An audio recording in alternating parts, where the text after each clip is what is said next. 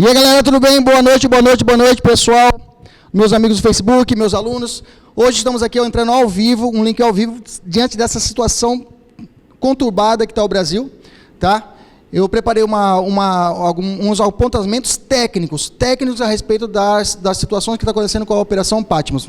Vamos falar a respeito das medidas que foram realizadas para a investigação, que foi feita a ação controlada. Vamos falar sobre a situação do nosso senador da República, Aécio Neves, e o nosso presidente da República e as situações técnicas que podem acontecer. Olha só, vamos lá, olha só. Primeiro apontamento, Operação Patmos.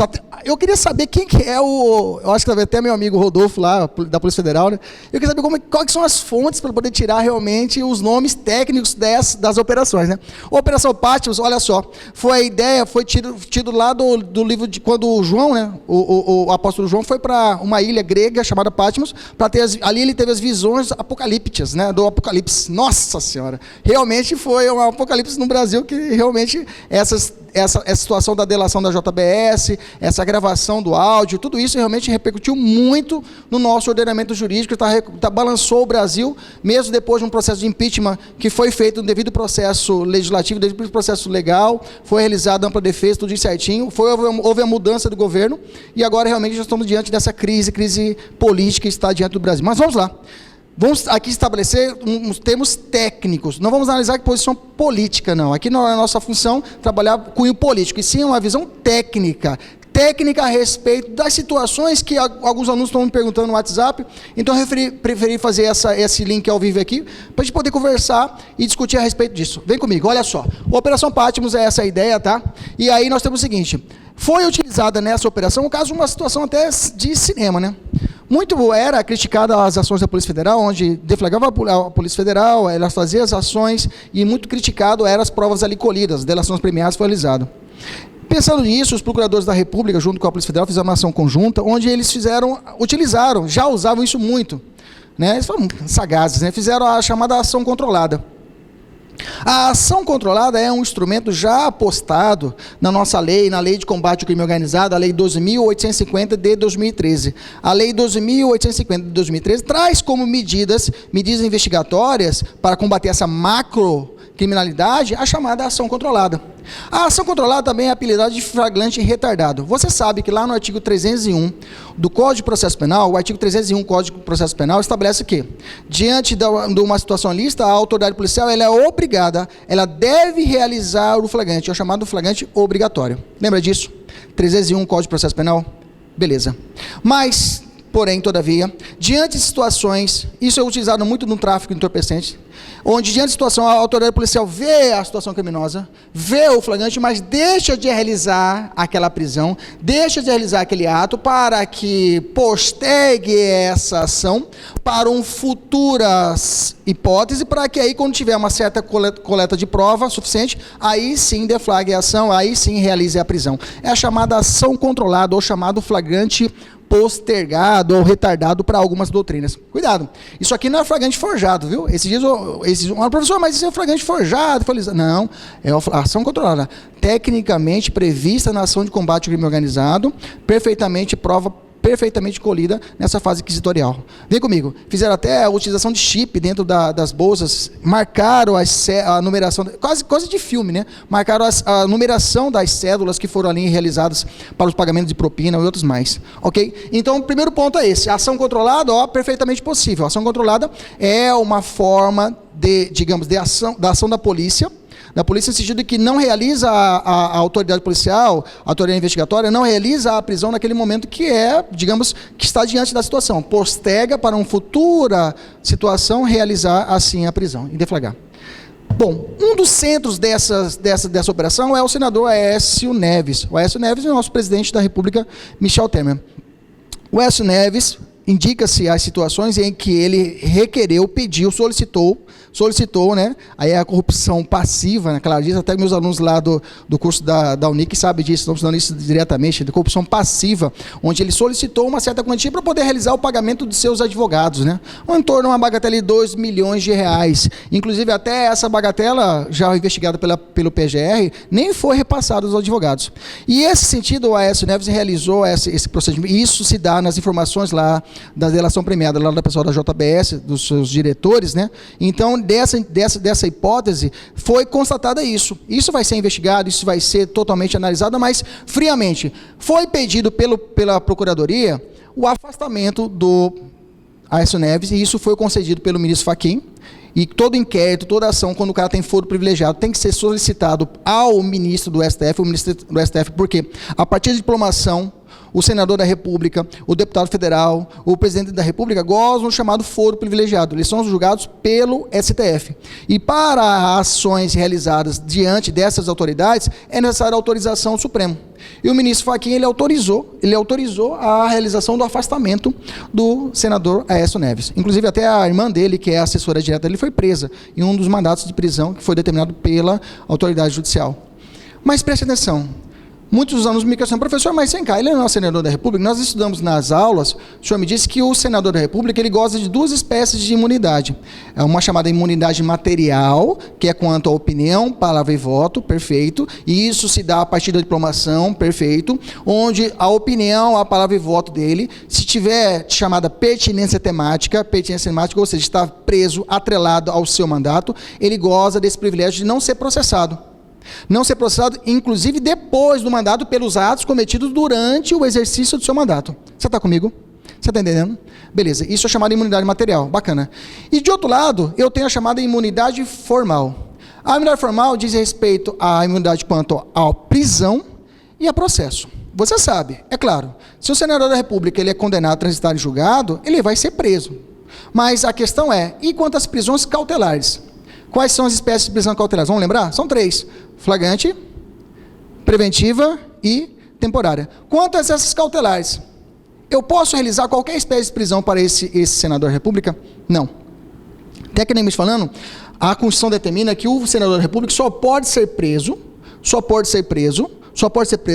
cautelarmente, estou dizendo, numa situação de flagrante delito em um crime inafiançável. Bacana? Flagrante delito e crime inafiançável. Até falo para meus alunos em sala de aula que realmente é difícil, é complicado você fazer esse enquadramento de achar um crime inafiançável e ainda flagrante delito. Mas os procuradores da Lava Jato, já tem um tempinho atrás, isso nasceu lá com a prisão do então senador Delcídio do Amaral. E para isso, eles estão utilizando a mesma interpretação que foi dada à época e foi concedida a prisão dele, né, foi realizada a prisão dele, e aí depois foi obtida essa situação e foi jogado, e está sendo aplicado hoje nessa ideia do Aécio Neves. Olha só, o Aécio, vem comigo, a prisão dele é possível flagrante? Professor, flagrante eu sei que está lá no artigo 302. Artigo 302 do Código de Processo Penal vai falar atrás das hipóteses de flagrante próprio, está cometendo, acaba de cometer, logo após, logo depois, lembra disso? É o flagrante próprio, o flagrante impróprio e o flagrante presumido. Nessa situação, qual dele, como que eu vou encaixar? Quero que você interprete o seguinte, que existem alguns crimes onde a perpetuação, a execução do crime perpetua no tempo. A consumação do crime perpetua no tempo. Esses são chamados crimes permanentes. Você lembra disso? Crimes permanentes. O mais exemplos que eu dou em exemplo de sala de aula é a extorsão mediante sequestro. Lembra que eu falei para vocês? A extorsão mediante sequestro é um exemplo de crime permanente, que perpetua no tempo e nos passa a sua consumação. Mas eu tenho crimes como, por exemplo, a organização criminosa. O crime de organização criminosa, que também está estabelecido lá no artigo 12.850, da lei 12.850/2013, no seu artigo 1º, parágrafo 1º, que fala a respeito do conceito, da tipificação legal do crime de organização criminosa, que é a formação de mais de 4 ou mais agentes, com a ideia de uma organização, uma divisão de funções e tarefas, devidamente organizada e estruturada. Essa seria basicamente a ideia da organização criminosa, ok? Organização criminosa diferencia da associação, que eu tenho 3 ou mais integrantes, mas não há essa ideia de organização, divisão de função de tarefas, ok? Organização criminosa, diferente da associação criminosa. Bem que a associação criminosa também é um crime permanente. A associação criminosa também é um crime permanente que está lá no Código Penal. Essa aqui do AS é uma situação de organização criminosa. Bom, se ele estiver envolvido em uma organização criminosa, mesmo que não tenha cometido crimes ainda, o mero ato de realizar aquela associação, essa ideia de se organizar, eu tenho a configuração do crime. Porque esse crime é um crime chamado crime formal. Não necessita a realização de nenhum ato. A mera associação, a mera organização, já é possível a autorização, autoriza-se a prisão em flagrante. Então, beleza, se eu tenho envolvimento dele em uma organização criminosa, eu tenho o quê? A possibilidade de flagrante. O primeiro requisito foi para o book. Mas, professor, o crime que ele cometeu é inafiançável? Aí você vai falar, professor, mas crime inafiançável não é aquele bizu que você explicou na sala de aula lá? Se você me fala do chamado 3TH e RAGA, lembra lá? O chamado famoso 3TH ou né? E o RAGA. 3TH e o RAGA, professor? 3TH, que é o 3T, terrorismo, tráfico e tortura, os que são os chamados equiparados, hediondos, né? E os hediondos, e racismo e ação de grupos armados. 3T, terrorismo, tráfico e tortura, hediondos, e o racismo e ação de grupos armados. Esses realmente são os crimes estabelecidos na Constituição, que são tidos como crimes inafiançáveis. Beleza. Mas, e aí, professor? Ele cometeu tráfico? Ele cometeu tortura? Ele cometeu terrorismo? Ele cometeu crime hediondo? Corrupção passiva é crime hediondo? Não é. Ele cometeu racismo? A ação de grupos armados? Não.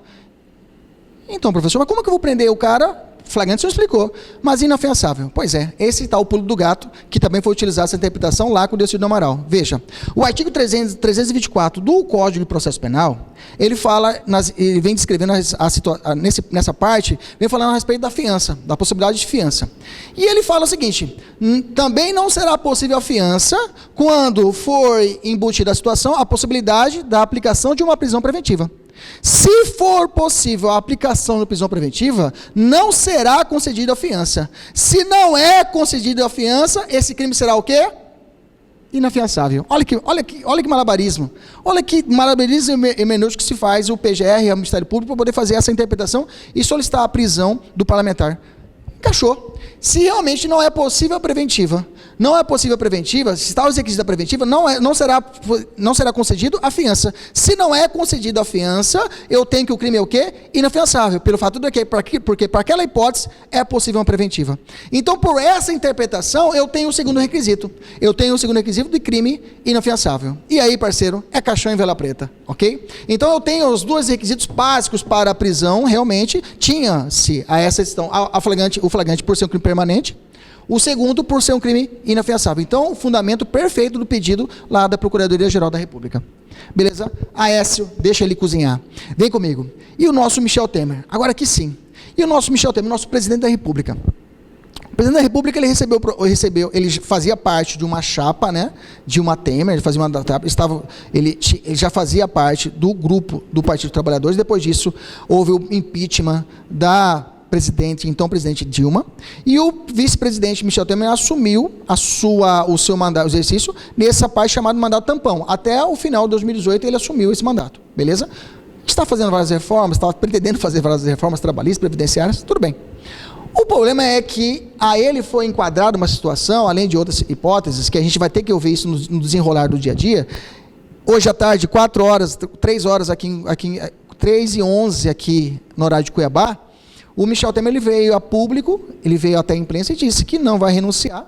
E ele disse, e essa situação me falou, foram realizadas uma gravação clandestina. Veja, ele disse e ressaltou que a gravação realizada pelo diretor lá da JBS, que colocou um gravadorzinho, e com ele teve uma conversa direta, e o Temer, isso é a notícia do Globo, isso é a notícia que foi reportada, que ele reforçou para que seja pago, estava sendo pago uma mesada ao então presidente da Câmara, o Eduardo Cunha, que está preso pelo silêncio dele, né? E ele reforçou isso no seu discurso agora à tarde, falou que não fez isso, não pediu para ninguém silêncio de ninguém e pede apuração. Só que ele falou gravação clandestina. Eu fiquei um pouco assustado, porque o nosso presidente, Michel Temer, para quem não sabe, ele é um puta constitucionalista. Até hoje, tem um livro chamado Eficácia das Normas Constitucionais. Ele é referência Ele é referência no ordenamento jurídico brasileiro como uma obra que realmente traz vários conceitos a respeito da eficácia das normas constitucionais. E ele disse, ele lançou, olha, é uma gravação clandestina. É claro, né? Ele vai dizer que a gravação é lícita? Claro que não, né? Mas essa gravação, professor, realmente é clandestina? Vamos lá para a Constituição. Chega de processo penal, vem para a Constituição. Bem que eu falei de constitucional aqui também, né? Que está no artigo 58, parágrafo 2º, que fala dessa imunidade contra a prisão. Deixa eu falar. Além do senador, eu tenho o deputado federal e o deputado estadual que gozam dessas imunidades, tá? O vereador não goza da imunidade contra a prisão. Tem outra imunidade formal, que também é chamada imunidade quanto ao processo, que é possível que os pares, por maioria dos membros, possam suspender o processo que corre contra o senador, que corre contra o deputado federal, que corre contra o deputado estadual, até o fim do seu mandato. É claro também, a prescrição também fica suspensa, ok? Mas vem para cá. E o Michel, professor? O Drácula, né? Alguns chamam de Drácula, não é ele o nosso presidente, como é que fica, né? Ele falou que é gravação clandestina, professor. É isso.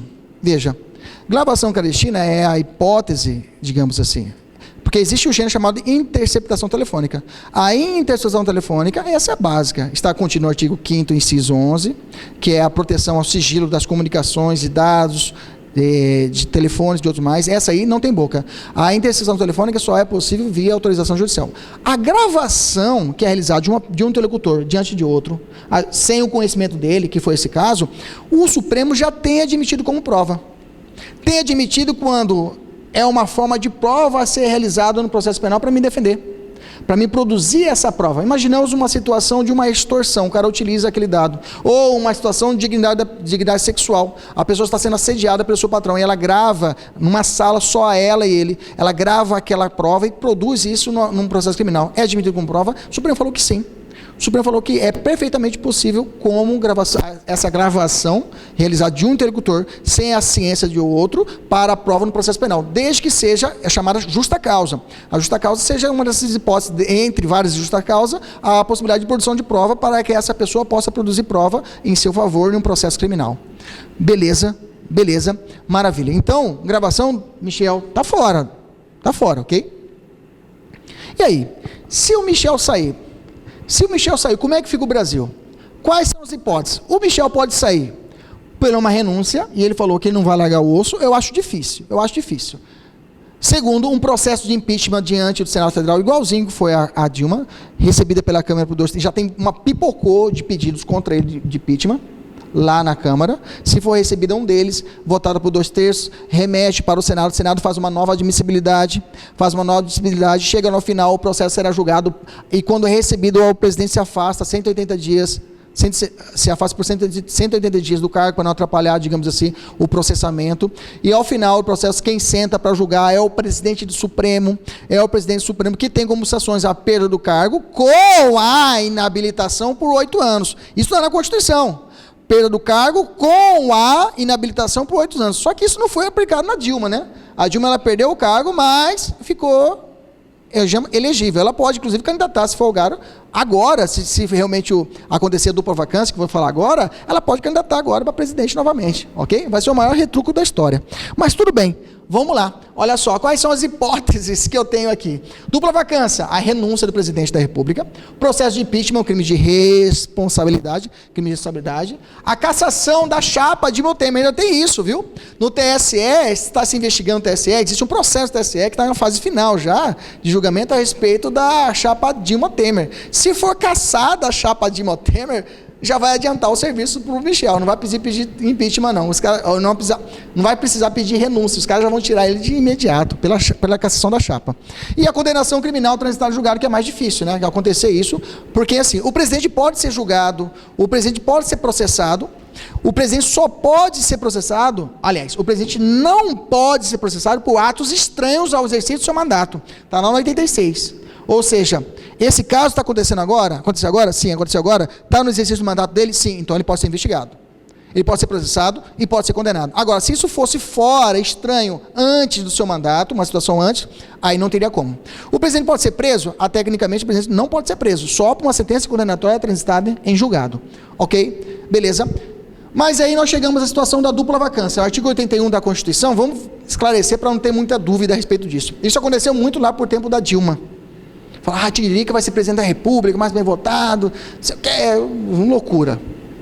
Vamos deixar bem claro aqui, a gente aproveitar para a gente deixar bem claro esse posicionamento constitucional. Primeiro ponto, o artigo 81 fala, existindo a dupla vacância do cargo. Dupla vacância do cargo é estar vago o cargo de presidente e conectivo E, vice-presidente da República. Os dois estando vagos, eu jogo para a tabela aqui. A tabela diz o seguinte, se eu tenho o exercício do mandato do presidente, são 4 anos, ok? 4 anos, o exercício do mandato, ok? Se a dupla vacância ocorrer, eu não coloquei aqui, mas aqui também tem a possibilidade de morte do presidente da República, tá? Tem outras hipóteses, tá? O presidente e o vice-presidente sair do país por mais de 15 dias sem a autorização do Congresso Nacional, afastar-se do cargo por mais de 15 dias sem autorização do Congresso Nacional, isso são outras hipóteses, tá? Só coloquei esses principais aqui para a gente poder pensar. Então, volta para cá. Então, se a dupla vacância, quem é o vice do Temer hoje? Rápido. Não tem, é só ele. Só ele. Se ele realmente renunciar, não tem vaga. Quem que assume, professor? Para segurar provisoriamente? É o presidente da Câmara dos Deputados. É o gordinho lá, que eu sempre esqueço o nome dele. Maia, o gordinho, ele que assume. Professor, se ele morrer, aí quem assume é o presidente do Senado Federal. Se ele morrer também, aí assume o presidente do STF. Vejam, esses caras assumem de forma provisória. Por isso, inclusive, o cargo dele tem que ser brasileiro, fala rápido, nato. Tem que ser brasileiro nato. Por isso que os cargos dele tem que ser de brasileiro nato, porque eles estão na linha sucessória do presidente da República. Mas vem para cá. Então tá bom. Então eu tenho 4 anos de mandato. Se a dupla vacância acontecer nos 2 primeiros anos do mandato, eu tenho eleições gerais em 90 dias. Em 90 dias eu tenho as chamadas eleições diretas. Eleições diretas, ok? Se ocorrer a situação da dupla vacância nos 2 últimos anos do mandato, bem que isso foi estabelecido na época que o mandato era de 5 anos, viu, gente? Esse ordenamento foi realizado na Constituição anterior, quando tinha o mandato de presidente era de 5 anos, ok? Mas se acontecer nos 2 últimos anos do mandato, como o tempo, e o Temer está bem aqui, podemos colocar o Temer bem aqui, ele está já no meio, digamos, do 3º ano, indo para o 4º ano. Se realmente acontecer a renúncia do presidente Temer, se acontecer realmente a renúncia do presidente, nesse caso, a Constituição no artigo 81 fala que a eleição vai ter que ser realizada no prazo de 30 dias. O presidente da Câmara, ele senta na cadeira e já declara, e já chama a eleição, no prazo de 30 dias, ok? Mas essa eleição, meus queridos, é uma eleição indireta. Quem realiza a votação, quem escolhe o futuro presidente da nação pelo período que resta, presidente e o vice-presidente da República, será o Congresso Nacional. Em uma sessão conjunta, realizada mais ou menos por a maioria absoluta dos seus membros. Eu tenho três votações, uma maioria absoluta, se alcançou, se não vou para a segunda votação, maioria absoluta, e aí o fim, a última a votação, maioria relativa. A maioria absoluta do Congresso vai dar 298, 299 votos para a eleição desse presidente e vice-presidente da República, ok? Quem pode candidatar, doutores? Qualquer pessoa no Brasil que tenha a idade de 35 anos, aí vai para os requisitos de elegibilidade, 35 anos, filiado ao partido político, domicílio eleitoral, nacionalidade brasileira, ok? Idade mínima, determinada em lei, e aí para esses requisitos lá do artigo 14 da Constituição, se ele tiver essas hipóteses, ele poderá ser candidato a presidente da República. Mas pensa comigo, meus amores, nessa atual circunstância que está o Brasil, você daria ao Congresso Nacional a legitimidade para votar em nosso nome, escolher o nosso futuro presidente da República? Difícil, né, gente? Difícil. Então, para tanto, hoje já foi protocolado um pedido de emenda constitucional, e é possível, para que altere a Constituição e determine que essa eleição seja realizada de forma direta, ok? Foi feita uma proposta, uma PEC, mas é claro, gente, a PEC você sabe que tem o trâmite qualificado, é realizado em 2 turnos em cada casa, cada turno tem que conseguir 3/5 de votação, então não é tão simples assim realizar a mudança a toque de caixa da Constituição, ainda mais que a nossa Constituição ela é rígida quanto à alterabilidade, ela é rígida, é difícil. E ainda mais ainda numa situação tão, digamos assim, de instabilidade política, mudar a Constituição a toque de caixa para poder atender interesses políticos, ou então o anseio popular. Gente, realmente, esses destinos finais serão realmente assim, tumultuosos, posso dizer assim, que realmente vai ficar complicado essa parte política no final desse mandato lá do Michel Temer, ok? Beleza, mas se alterada vai ser direta, mas aí é mais uma matéria para a gente poder estudar para concurso público por enquanto é 30 dias, né? Se for mudar, vamos ter que estudar, vamos ter que mudar uma nova roupagem, nova Constituição, com esse novo período, se vai ser eleição direta, se é 1 ano, se daqui em diante zera tudo, o cara pega 4 anos, tudo isso vai ter que ser discutido com essa nova proposta de emenda. Beleza, gente? E aí, professor? O último tópico que nos interessa. E os concursos públicos, né? Como é que fica, professor? Gente, eu digo a vocês, nós já passamos por uma situação, ano passado, a situação do impeachment da presidente foi mais tumultuoso do que isso que nós estamos passando? Não. Essa aqui é bem mais grave, né? Essa aqui é bem mais grave, né? Que vamos ficar sem presidente, vamos ficar sem opção.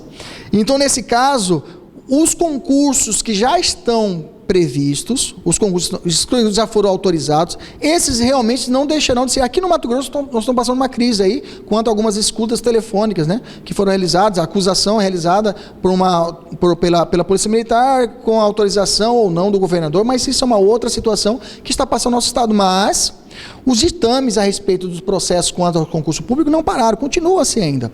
Então, provavelmente, os concursos estaduais, principalmente no estado do Mato Grosso, que nós temos uma certa estabilidade, SEDUC, o concurso para o Promeri, para o socioeducativo, e o concurso para a Polícia Civil, realmente ainda estarão mantidos. Eu vejo, na minha opinião, que não terá alterações quanto a isso. Qual é a nossa missão? Estudar. Os concursos federais, por exemplo, já saiu a comissão para a PRF, saiu a comissão para a PRF. Digamos assim, os tribunais, que já têm dotação orçamentária própria, digamos assim, eles têm vida própria. Eles vão continuar funcionando normalmente, só se realmente acontecer uma situação inusitada em toda questão, sei lá, uma questão de golpe de Estado, sei lá. Mas é uma situação futura. Para esse ano, penso eu, está tudo tranquilo. Continuamos do mesmo jeito, continuamos nosso ritmo de estudo firme e forte no nosso objetivo aí, agora a PJC, futuramente já o MPU também tem a proposta de concurso, então continuar firme nos nossos estudos, ok? Beleza, gente? Eu fiz aqui um apanhado legal da parte de processual penal, uma parte de constitucional. Eu vou aproveitar, vou fazer um material escrito, pode deixar eu fazer um material escrito sobre isso daqui, vou preparar, como eu estou fazendo nesse meu canal aqui no YouTube, e vou deixar para você baixar no nosso próximo encontro, que é a próxima quinta-feira. Lá vai estar o material da aula de quinta-feira e mais esse material especial, beleza? Um abraço, coração, fique com Deus. Qualquer coisa, pode me entrar em contato comigo para a gente poder conversar, trocar ideia, tirar dúvida. Estamos aí à disposição. Um abraço, fique com Deus e vem comigo. Até mais. Tchau, tchau.